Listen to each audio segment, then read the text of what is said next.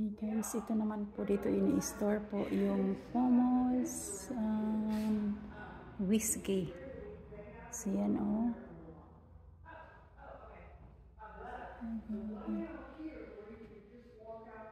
So ngayon nandyan na siya. Yung parts niya lalagay dyan. Tapos dyan yung sinaunang damit ng unang panahon. Ganda.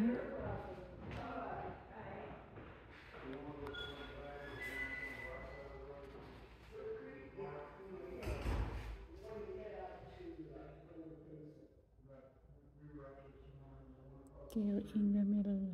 He is the first man carrying the meal.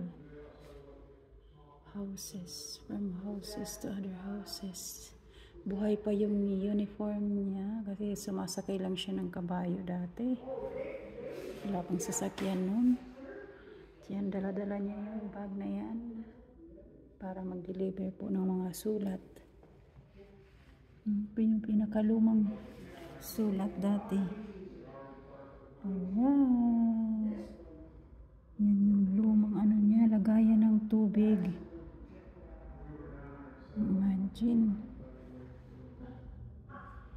He's called the May